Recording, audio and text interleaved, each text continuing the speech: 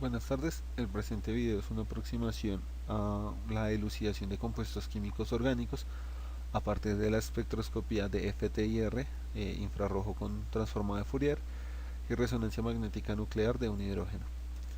Se realiza dentro del marco del seminario de enseñanza de la espectroscopía de RMN de un hidrógeno y FTIR de la Maestría en Docencia de la Química de la Universidad Pedagógica Nacional, realizado por quien les habla, Enrique Restrepo.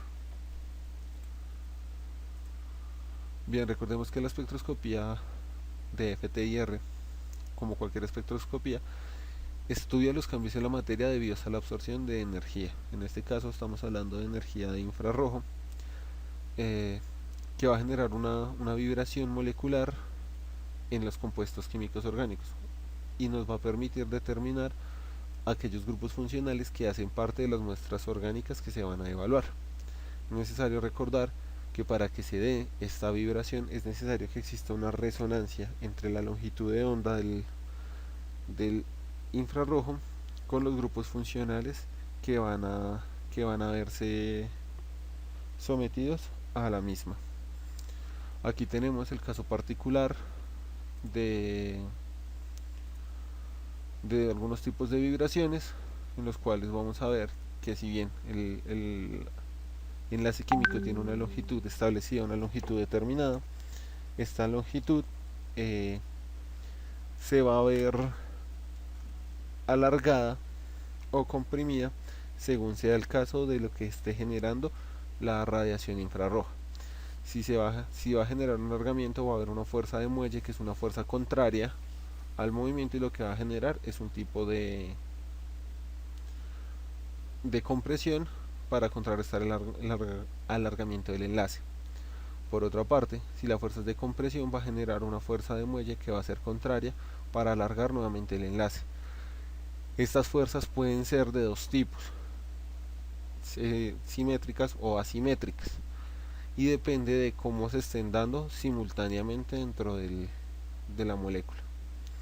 Para elucidar compuestos es necesario considerar la lectura de los espectros de resonancia magnética nuclear, infrarrojo, espectroscopía acoplada a masas y la espectroscopía ultravioleta, siendo la espectroscopía acoplada a masas un método universal, mientras que los demás son solamente aproximaciones. Bien, para la elucidación de los compuestos vamos a empezar por la resolución del siguiente ejercicio, que nos propone plantear una posible estructura para un compuesto de fórmula C5H10O2 que arroja los siguientes espectros de IR y RMN. Cuando nosotros conocemos la estructura química, la estructura es lo que vamos a hallar.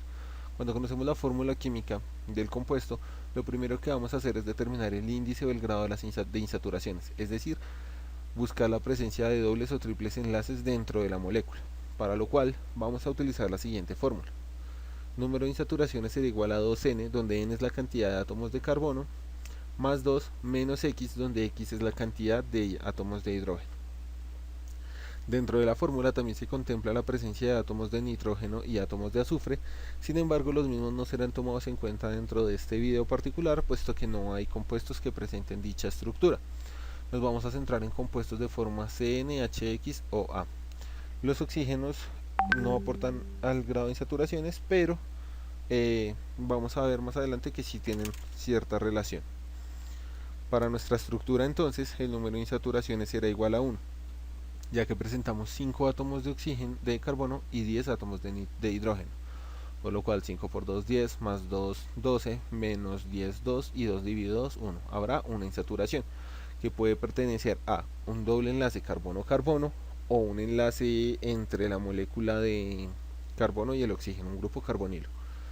Recordemos que viendo la fórmula estructural se puede prescindir de muchos compuestos. A partir de esto vamos a empezar a hacer descartes, para lo cual nos presentan los siguientes dos espectros de infrarrojo y el de resonancia magnética nuclear. Cada espectro nos va a dar unos datos diferentes, los cuales nosotros debemos interpretar. El espectro de infrarrojo nos va a dar lo que vendríamos considerando las piezas de un rompecabezas, mientras que el espectro de resonancia magnética nuclear nos va a ayudar a acomodar esas piezas en virtud de los átomos de hidrógeno que presenta la molécula y los núcleos de hidrógeno que estén próximos a cada grupo funcional o a cada sustituyente. Entonces, principalmente o en un principio vamos a empezar trabajando con el espectro de infrarrojo, debido a que aquí vamos a obtener los grupos funcionales y quizás podamos ir a compararlos para asegurarnos a partir del espectro de RMN. Entonces vamos a ver cuál es la interpretación que se da para el espectro de infrarrojo, dentro de lo cual se han señalado las bandas más características, los picos más característicos y a qué se atribuye cada pico. Entonces vamos a tener que en el número de onda tendremos un pico en el número de onda 2963 que corresponde a una tensión asimétrica CH3, ¿listo? Que es la que se encuentra aquí dentro de la línea roja, la primera línea roja. También vamos a tener una tensión asimétrica CH2 en 2937, también la ubicamos aquí en línea roja, ambas del mismo color, para hacer una alusión de que todo lo que se encuentre generalmente dentro de estas dos líneas, si todos los picos van a ser característicos de los grupos CH3 o CH2, tienden a vibrar en esta zona. Vamos a tener en 2674 un sobretono, pero un sobretono ¿de qué? Este sobretono que encontramos aquí nos está dando indicios de la posible existencia de un ácido carboxílico. Los ácidos carboxílicos tienden a presentar un sobretono en esta zona. Sin embargo, tenemos que mirar las demás bandas para poder establecer si la mención que se está haciendo es correcta o no. Para lo cual entonces vamos a ver que en 1712 tenemos una tensión carbonilo de carbono con oxígeno, lo encontramos acá, que puede corresponder a un aldehído, a un éter o a una cetona. Entonces a partir de las demás bandas vamos a lograr establecer un éster, y a partir de las demás bandas vamos a lograr diferenciar de qué se trata. 1413 presentamos un balanceo del grupo OH, se encuentra por acá, y además esta tensión tan grande, ¿sí? Esta banda tan grande nos habla de que hay una tensión específica del OH, acá, esta característica señalada con amarillo, lo cual nos da a entender que hay presencia de un grupo carbonilo además de un hidroxilo. Quiere decir que nuestra molécula puede ser o un ácido o podría llegar a ser una acetona con un sustituyente hidroxilo, es un sustituyente alcohólico. Sin embargo, este sobretono es característico para un ácido. Entonces a partir de lo cual vamos a establecer que nuestra molécula se trata de un ácido. Además, si nos vamos al espectro de resonancia magnética nuclear, encontramos por encima de 11 partes por millón un pico, que este pico es característico de los ácidos. Los ácidos generalmente muestran este pico debido a la presencia de átomos muy electronegativos, como son los átomos de hidrógeno, particularmente los dos átomos de hidrógeno que presentan la molécula de los ácidos. Por lo cual podemos establecer que nuestra molécula se debe tratar de un ácido, que es un ácido alifático, debido a que no hay presencia de ciclos. Eso también se calcula con el grado de insaturaciones. Ese grado de insaturación puede ser dado por un doble enlace, un carbonilo o un ciclo. Entonces a partir de ahí establecemos que no se trata sino de un ácido. Bueno, a partir del espectro establecemos que se trata de un ácido, por lo cual la insaturación corresponde al doble enlace carbono-oxígeno. Entonces podemos afirmar que se trata de una cadena alifática. Como nuestro espectro de resonancia magnética nuclear nos arroja 5 señales, podemos establecer que hay 5 núcleos de hidrógeno diferentes y cada uno le corresponde una respectiva interpretación. Este núcleo de acá, este átomo de hidrógeno que encontramos por acá, que muestra esta señal, sabemos que es característica del hidrógeno presente en el OH de los ácidos. Entonces tenemos que analizar estas 4 señales, para lo cual se va ampliando cada una para establecer cuántos átomos de hidrógeno hay vecinos. Esto debido a que en el momento no se cuenta con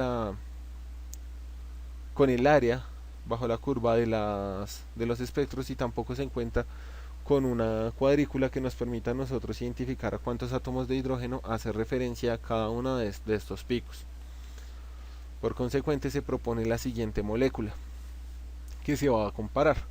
Entonces vamos a tener una señal por acá cerca de 11.9 que va a corresponder a un singlete. ¿Listo? Un singlete no tiene átomos de hidrógeno vecinos, por lo cual corresponde o a un CH3 o a un OH, pero sabemos que el único que absorbe por esta longitud, por estas partes por millón, son el hidrógeno de los ácidos, entonces vamos a señalar que corresponde a un OH. Por otra parte, vamos a tener cerca de 2.3, vamos a tener un triplete. Estos tripletes hacen referencia a que hay dos hidrógenos vecinos, ¿sí? Dos hidrógenos vecinos que probablemente vengan de este átomo de carbono que tiene dos hidrógenos. Por otra parte, en el 1.45 tenemos aproximadamente un quintuplete, es decir que vamos a tener presencia de 4 átomos de hidrógeno vecinos. En este tenemos un hexuplete, es decir vamos a tener 5 átomos de hidrógeno vecinos. Y por último vamos a tener un triplete que nos habla de la presencia de 2 átomos de hidrógeno vecinos. A cada uno se le asocia una posibilidad, entonces vamos a tener un CH3 y porque tiene 2 átomos de hidrógeno vecinos, querría decir que hace referencia a este átomo de carbono, el carbono B, ya que aquí vamos a tener un CH2 con 2 átomos de hidrógeno. Estos 2 átomos de hidrógeno son vecinos, por lo cual arrojarían un triplete. Aquí tendríamos un quintuplete porque tenemos 2 átomos de hidrógeno acá, 2 átomos de hidrógeno acá, tenemos 4 átomos de hidrógeno más 1. La regla se emplea el n más 1, es decir vamos a tener 5, quiere decir que acá lo más probable es que este nos esté arrojando un quintuplete. Este nos debería estar arrojando un hexuplete porque aquí tenemos 3 átomos de hidrógeno, 2 átomos de hidrógeno 5, n más 1 me da 6, entonces lo más probable es que aquí tenga un hexuplete. Acá lo más probable que yo encuentre sería un triplete debido a que tengo 2 átomos de hidrógeno vecino, aquí no hay hidrógenos. Bajo ese orden de ideas voy a tener un triplete porque tengo 2 átomos de hidrógeno, 2 más 1, 3. Y esta es una estructura que se propone. Ahora es necesario contrastar si los resultados son los esperados, para lo cual se empiezan a hacer las respectivas sumatorias empleando las tablas de desplazamientos químicos. Entonces, como se mencionó anteriormente, vamos a tener que la señal del hidrógeno A, es decir, este hidrógeno por acá, se va a encontrar en 11.9 debido a la presencia de los dos átomos de oxígeno que desplazan totalmente la señal, y se observa un pico en 11.9 partes por millón, lo que correspondería efectivamente al singlete que se reporta aquí. Entonces, en efecto, esta señal hace referencia al OH. Para la señal B vamos a tener un CH2 enlazado al grupo COOH y a esta cadena carbonada. Entonces vamos a tener como base 1.25 que hace referencia a un alquil. Por este lado vamos a tener una cadena alifática que no aporta desplazamiento, pero por este lado vamos a tener un COOH que aporta un desplazamiento de 0.8. Al sumarlas nos da 2,05 próximo al 2.36, por lo cual podemos asumir que la señal B corresponde en efecto a este triplete. Entonces aquí vamos observando que a cuál cadena hace referencia, a cuál carbono hace referencia. Para las señales C y D vamos a encontrar que arrojan el mismo valor, 1,25. Sin embargo, vamos a tomar a C como 1,45, la señal de C, debido a que aquí hay presencia de estos 2 átomos de oxígeno, siguen generando esa interferencia, va a haber un acoplamiento que nos va a desplazar la señal. Y este átomo de carbono está, la señal número D está un poco más aislada en la medida que se encuentra un poco más lejos de la interferencia que puedan generar estos 2 oxígenos. Por lo cual, si bien aquí arrojan el mismo valor, el de C sería para 1,45 y el de D para 1,35. Y por último, E, la señal E es un triplete, es decir que tiene 2 átomos de hidrógeno vecinos, por lo cual lo vamos a asumir como un CH3, y al hacer la sumatoria pues vamos a tener que está enlazado necesariamente a un alquil, y ese alquil no aporta desplazamiento, así que la base 0.9 más 0 es igual a 0.9, correspondiente a los datos reportados dentro de la tabla. Es decir que en efecto la estructura química del ácido pentanoico corresponde a los espectros de infrarrojo y de resonancia magnética nuclear. Sin embargo, hay compuestos químicos que presentan una isomería, es lo que vamos a trabajar a continuación. Entonces se propone un compuesto, mismo enunciado, plantear una posible estructura para un compuesto de fórmula C5H8O que arroja los siguientes espectros de IR y RMN. Entonces aquí vemos que van a haber 2 grados de insaturación o 2 insaturaciones debido a que la cantidad de oxígenos y de hidrógenos cambia. 5 por 2, 10 más 2, 12. 12 menos 8, 4. 4 dividido 2, 2. Vamos a tener 2 insaturaciones que pueden pertenecer a un alqueno o a una acetona o a una diona. Puede ser varios compuestos. Es necesario resaltar que quizás guiarnos un poquitico por la parte de la estructura. Si encontráramos más de 4 insaturaciones, lo más probable es que se esté tratando de un aromático. Y eso que nos lo va a indicar los espectros de IR y de RMN. Son muy característicos. Entonces encontramos los espectros correspondientes al espectro de FTIR y el espectro de resonancia magnética nuclear. Entonces vamos a empezar a hacer la elucidación a partir del análisis de los mismos. Dentro de los espectros de IR vamos a encontrar las siguientes bandas características y a partir de ahí se va a empezar a hacer la respectiva elusión del compuesto. Entonces, en el 2974-2917 se van a encontrar tensiones asimétricas CH3 y CH2 que son las resaltadas aquí en línea roja. Sin embargo, aquí tenemos una tensión extra. Esa tensión está aproximadamente en 3030 y corresponde a una vibración CH, vibración característica para los alquenos, que no necesariamente involucra que sean alquenos vinílicos. Puede ser un alqueno vinílico o un alqueno intermedio. Vamos a ver esta estructura de acá, esta banda de acá nos da a entender que no se trata de un alqueno vinílico debido a que no está tan pronunciado el pico.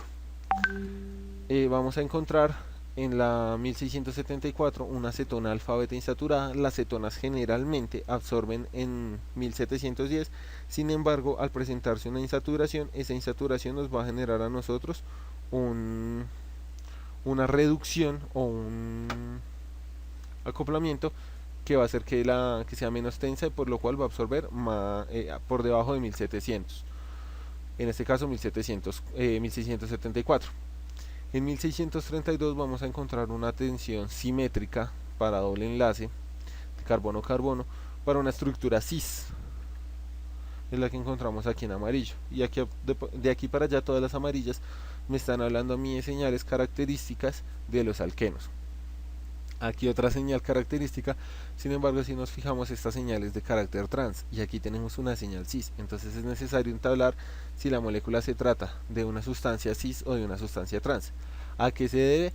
Puede ser principalmente a que cuando se realiza la obtención del espectro el mismo tiene algún tipo de impureza, o debido también a la presencia de este carbonilo haya algún tipo de acoplamientos que desplacen las bandas características. Y por este lado, estas dos bandas características nos van a indicar a nosotros, o nos van más bien a afirmar la presencia de un doble enlace.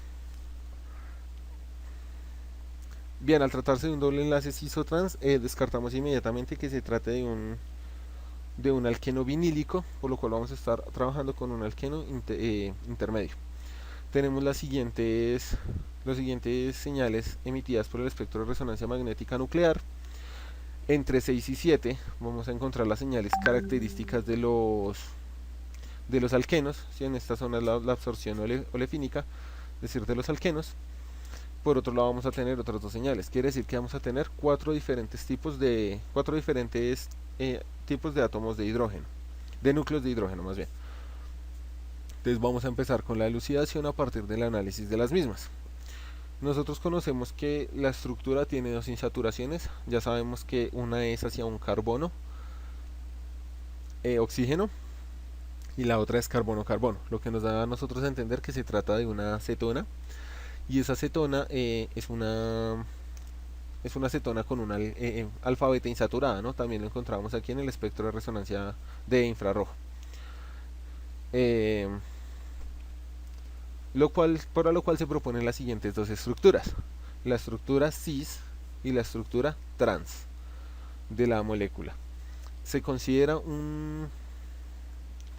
que la acetona está en el carbono número 2 debido a un cingulete característico en en el 2.25 del espectro de resonancia magnética nuclear, que da para un CH3 adyacente al grupo carbonilo. Es característico, por lo cual se asocia principalmente a este CH3, que bien puede ser el A' o el A.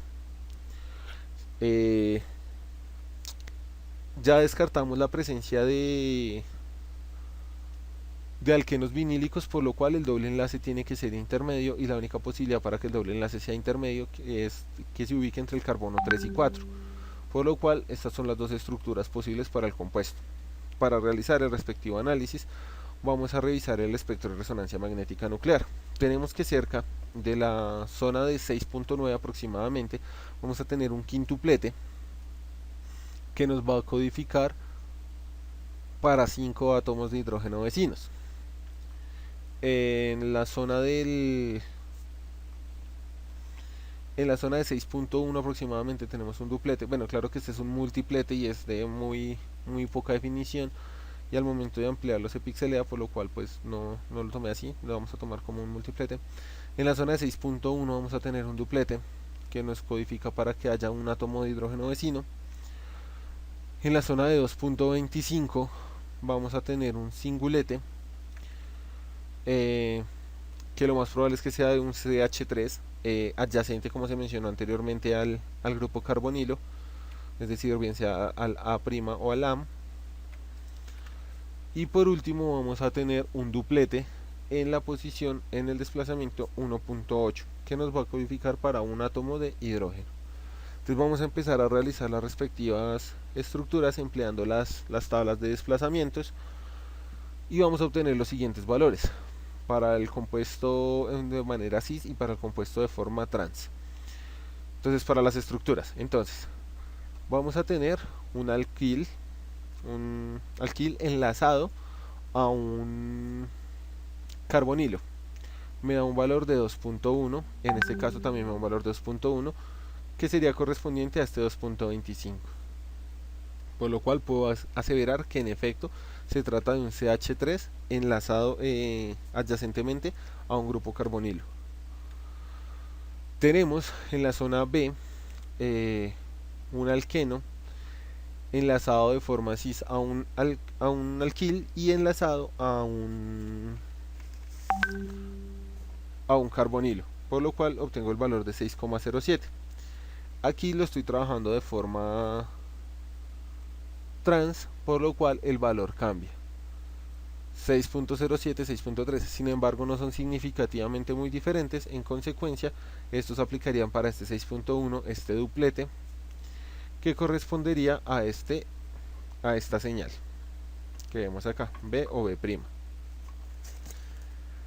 Para C, aquí es donde vamos a encontrar la principal diferencia, y es la ubicación del carbonilo, la ubicación de esta cadena con relación a la ubicación de esta cadena. Al cambiar la posición cambian los valores, y eso hace que una esté de forma cis y la otra de forma trans. Esto lo obtenemos, como ya se mencionó anteriormente, a partir de las tablas de desplazamiento, donde vamos a encontrar que la sumatoria para C es de 6,57 y la sumatoria para 6' es de 6,82.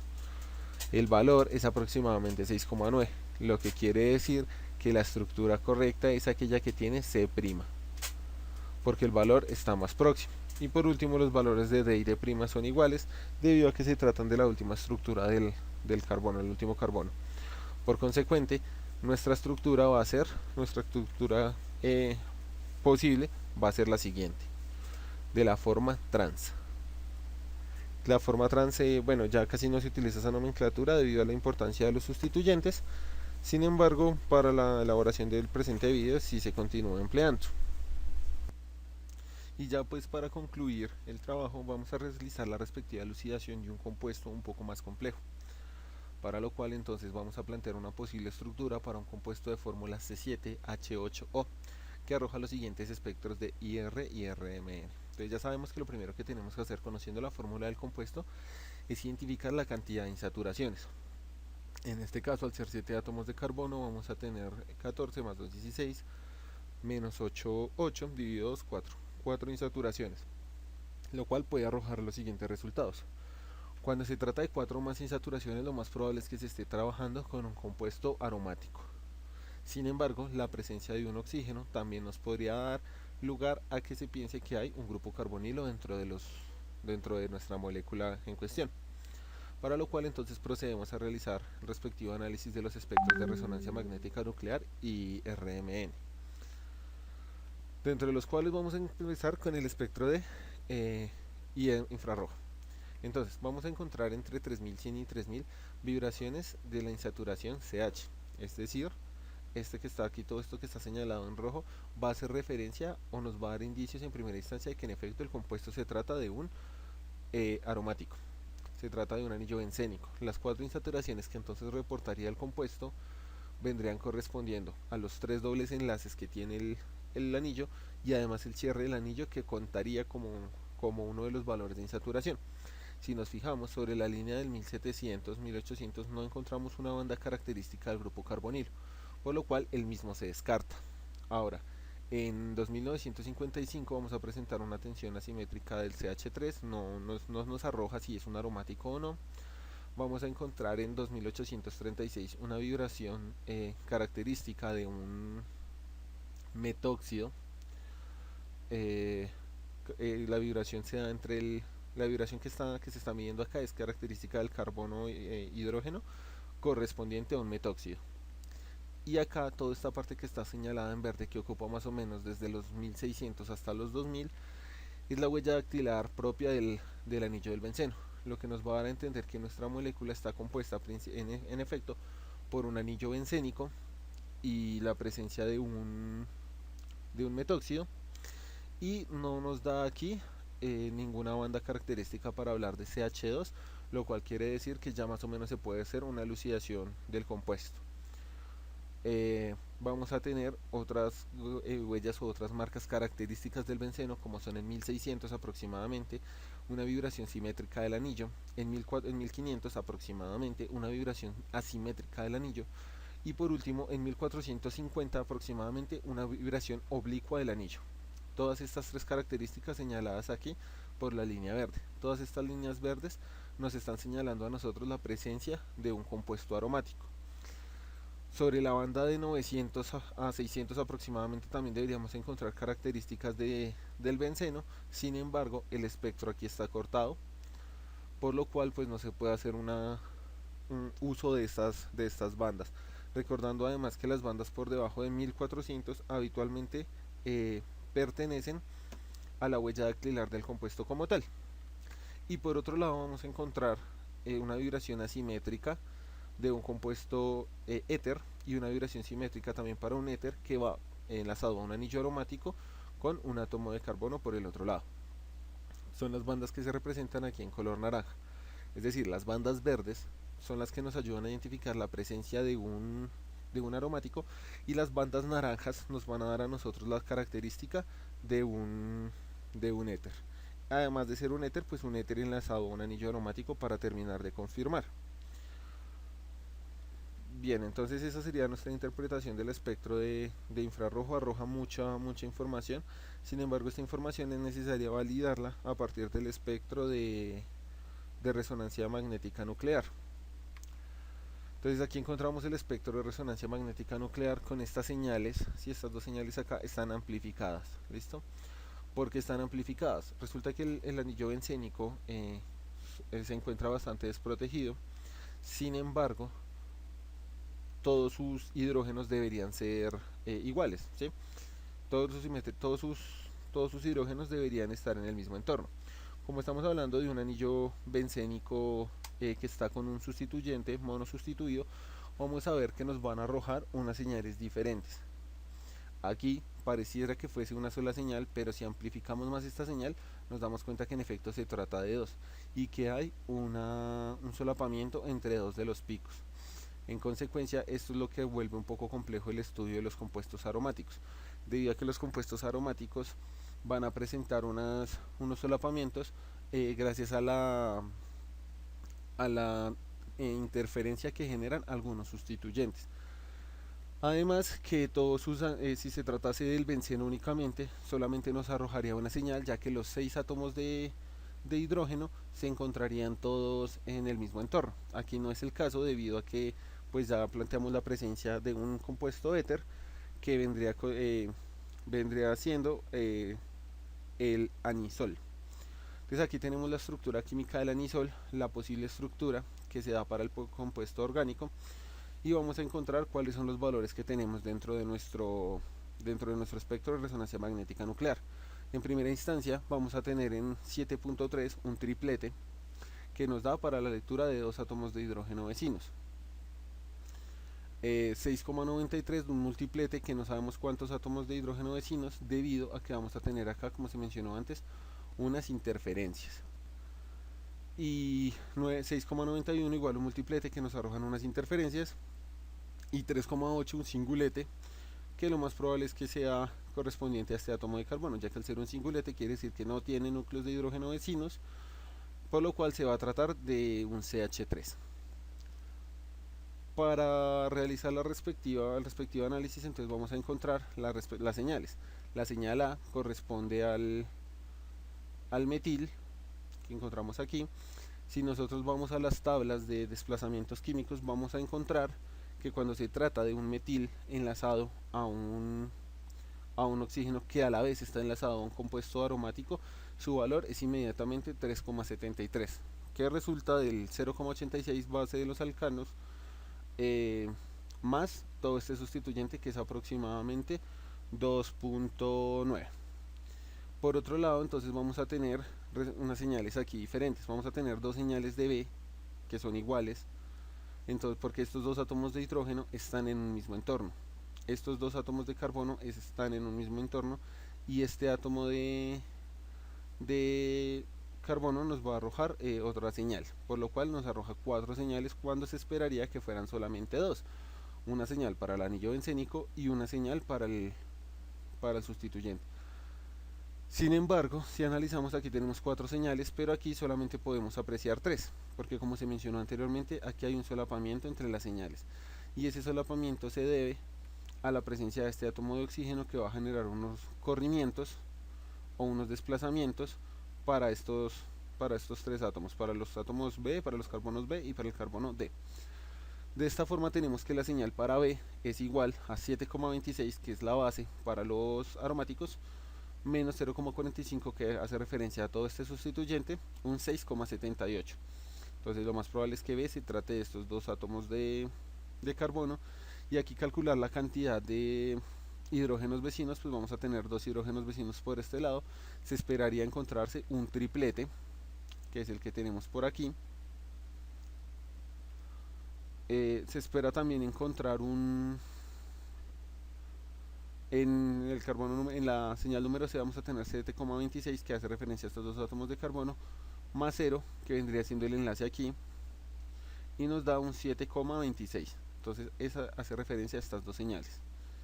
Y por último vamos a tener la señal D, que se parece mucho a la señal de B, y esto se debe a que está en una posición meta con relación a B, y en una posición para con respecto a este compuesto, a este sustituyente, lo que nos va a generar aquí un acoplamiento a nivel de los átomos de hidrógeno, por lo cual el valor de corrección es de menos 0,32 y vamos a obtener 6,94, lo que nos da para las señales que encontrábamos aquí en efecto. Sin embargo, pues aquí no pudimos establecer la cantidad de hidrógenos vecinos, de núcleos de hidrógeno vecinos, gracias a que pues ocurren unos desplazamientos debido a esta sustitución. El análisis de resonancia magnética nuclear para los compuestos orgánicos habitualmente es muy complejo, gracias a que nos genera pues este tipo de desplazamientos, y más cuando el compuesto presenta el sustituyente presenta desplazamiento por electrones. Entonces hasta ahí quedaría pues nuestro estudio de elucidación de compuestos orgánicos.